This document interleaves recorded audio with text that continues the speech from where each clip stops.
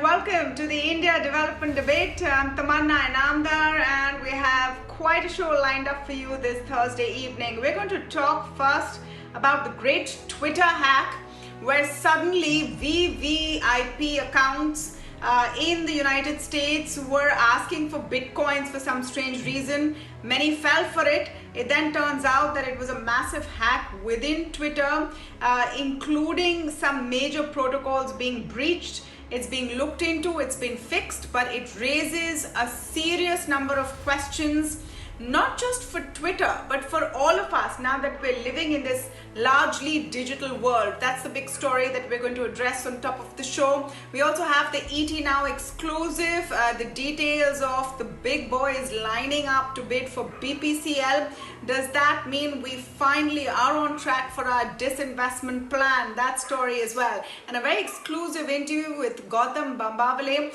He's the former Indian ambassador to China.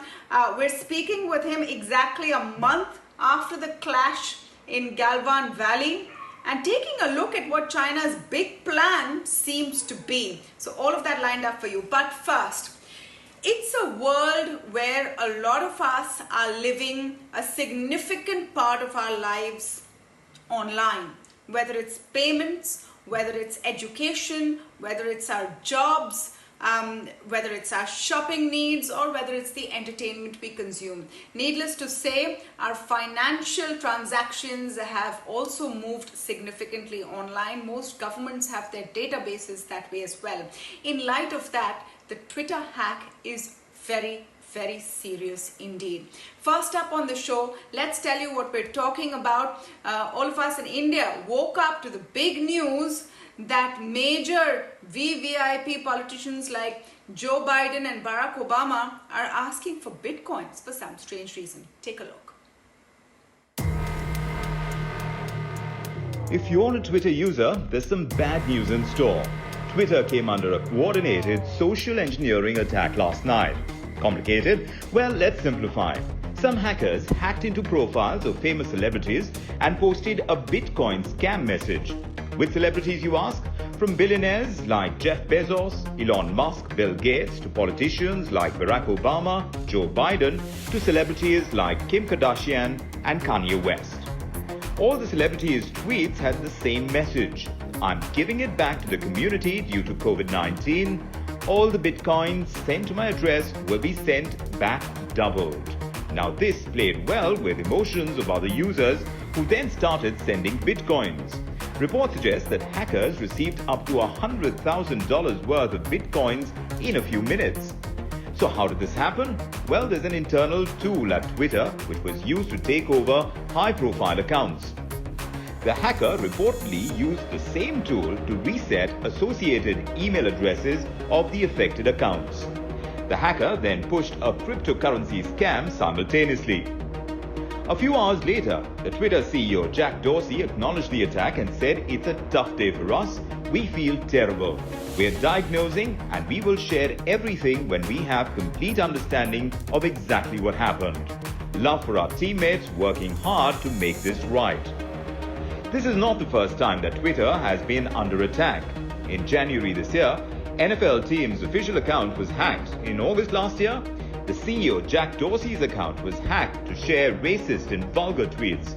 Even US military's Twitter account was hacked in the year 2015. Sounds scary, right? Well, if Twitter accounts of these famous celebrities aren't secure, what about accounts of normal users? But here are some tips to keep your account secure. Keep up with your app updates, turn on the two-factor authentication, turn off direct message option, review your sessions, and revoke permissions for apps no longer in use. Avoid signing in to third-party websites through your Twitter profile and never keep your location service on. With Virat Sharma, Vikram Oza, ET Now. Okay, so the Twitter stock took a nosedive pre-market in the US. But you know, the concerns are not only about Twitter.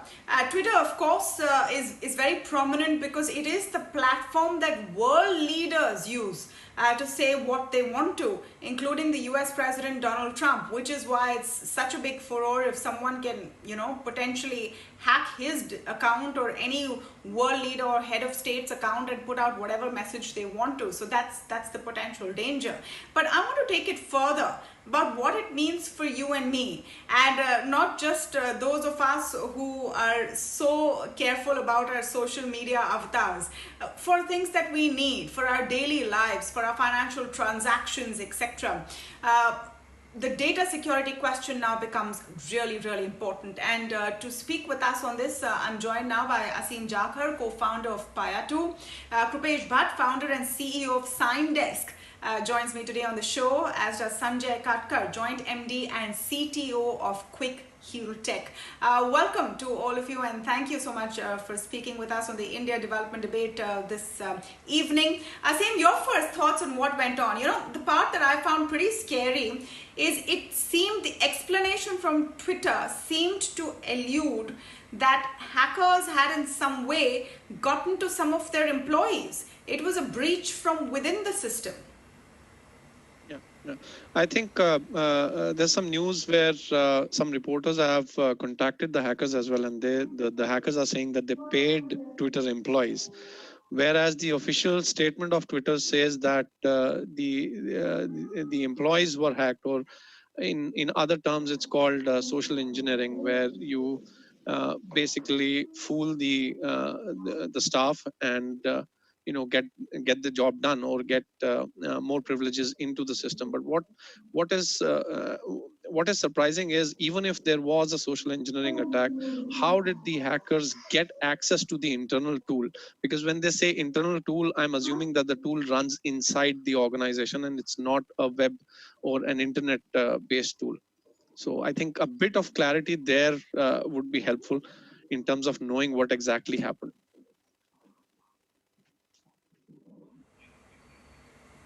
No, absolutely. I think the question also is that what is the message that comes out of this, and why is it so alarming? Sanjay Katkar, could you throw some light on that? Why should we be so worried if some VIP accounts got hacked and there was this demand for Bitcoin? What is the potential damage that could be done?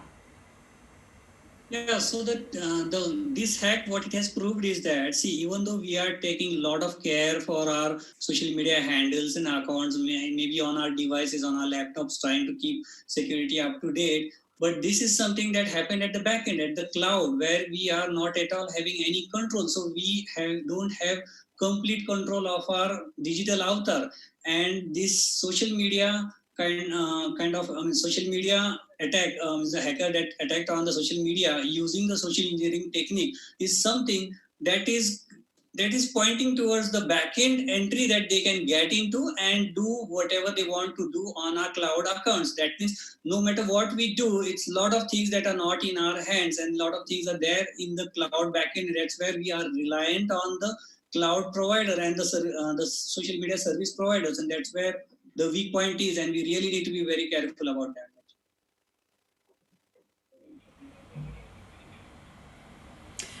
I think what we also need to be careful about in the Indian context is how vulnerable we can be.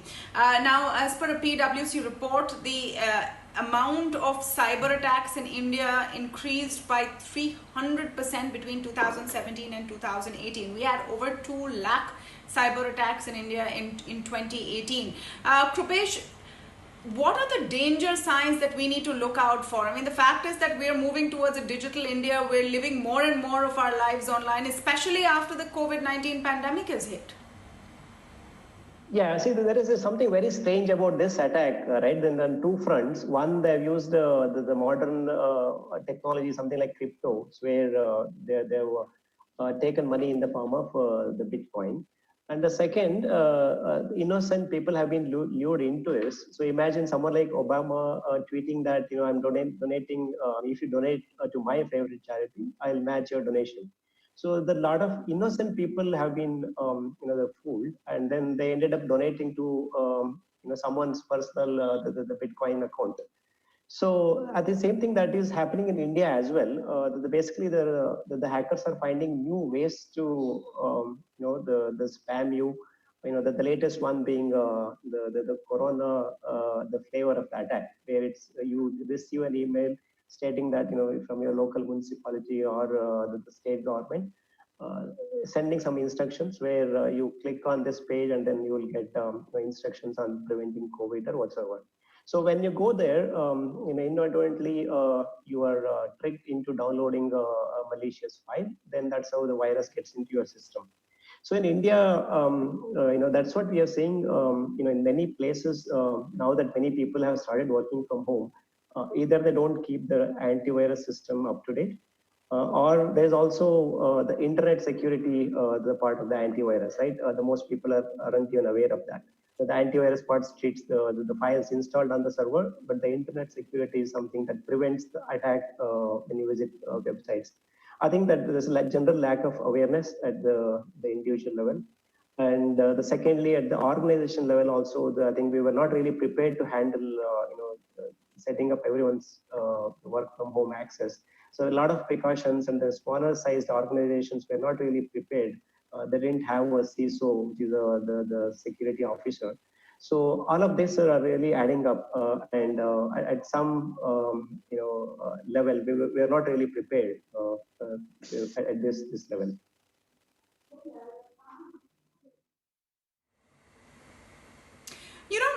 The question that comes to mind, Sanjay, is that do we have the extent of digital literacy, and now I'm talking about Aam Janta, to ensure that we're not susceptible to such hacks? I mean, there is so much that even goes unnoticed, unreported about the extent of vulnerability people have, and important things over here, things that impact people's finances, their savings. Yeah, so you rightly pointed. The thing is, cyber security awareness is quite low when it comes to India. People here, in the sense, I'll say the next generation is something that they directly went on to internet, and directly, I mean to say even mobile generation that we talk about.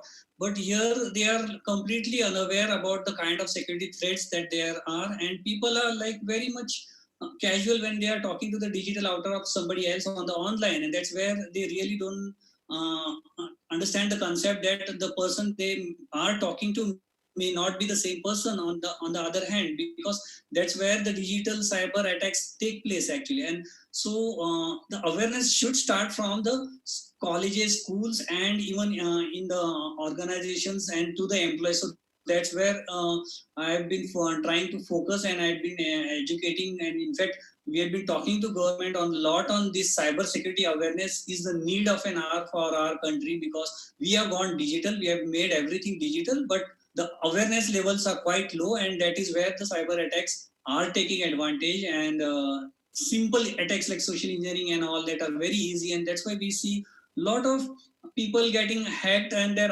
account balance reduced. People see that their account get hacked and the money got stolen, and even law enforcement is not able to trace them actually. So these are the situations that we really need to take care by at least increasing the security awareness level. And the way it should be done is the education. Education has to be at the grassroots level. When it comes to digital life, we have to be really cyber secure aware, and aware only will make you alert in every step that you take while you are doing transactions online or doing any business activity online actually. Yeah, the alertness part I understand, and of course that's important. We policy-wise have some checks and balances in place, especially for financial transactions. We have, a two-step verification process in most ways, and that kind of helps. Aseem, where are the vulnerabilities we need to look at, especially at a governmental and large organizational level? Where you have now big data coming in. A few years ago, there was, this scare of a food delivery app being hacked and its users' details being found. Now, we don't know how far this can go and what real damage can be done. Yes, yeah. So starting from the specific incident that happened in Twitter, it's If you look at today's enterprises, this is one of the standard practice. This is called a red teaming exercise that most of the large enterprises perform in their organization. That is basically to test these kind of scenarios, which just happened with Twitter. So I mean, there is some kind of a lag in terms of whether Twitter was actively performing red team exercises and phishing exercises for their employees or not, because this is one part of security assessments that has to be done. And especially even if you look in India, at least from the financial sector, all the banks, all the BFSI organizations, they're pretty active in performing these kind of exercises on a regular basis. But this is more specific from the user perspective, to teach the staff how to keep them safe. Then there are standard security threats that are present in their infrastructure, in their network, in the software that they're using, in the third party software that they're using. So if you look at the attack surface that an enterprise has to protect against, it's pretty huge, because there's a lot of dependency in terms of the systems, networks, software, infrastructure that is utilized by the organization. So it's not an easy problem to solve, but then there are policies and standards available, and especially in the critical sector, this is performed periodically. So I'm really not sure where Twitter failed in terms of educating their employees on social engineering attacks and phishing attacks. But that's the point, Asim. If a huge organization like Twitter can fail, I'm just wondering what is the kind of protection we have. Do we have a plan here in India? I mean, just think about how much of our data is just sloshing around in all the different apps we use, in whether it's food delivery or it's financial transactions or it's shopping. We generate a lot of data as Indians, and privacy is not generally such a big concern, or data security is not generally such a big concern. Do you think policy wise we have ensured that we're safe, Asim? So so there are two things. One is the policies that are there, and the other aspect is how actively do you adhere to those policies. I mean, if you so there are some compliances where the organization would just go ahead and say, okay, we just need a checkbox that says we are compliant. Whether the organization does really care about their employees data or customer data is an afterthought. So even we have policies in place, that's not an issue. It's just that adhering to those policies and being active, actively participating in securing your enterprise is something where we need more education for the enterprises. Yeah, just to add to that, see, matter what level of the policy the making do you have, these kind of spam attacks are hard to prevent, right? It is more of a organizational issue. So I think apparently, the Twitter and large companies follow GDPR level of compliance, while in India we are still developing our data protection the mechanism. However, in spite of having that, the spam attacks were not prevented.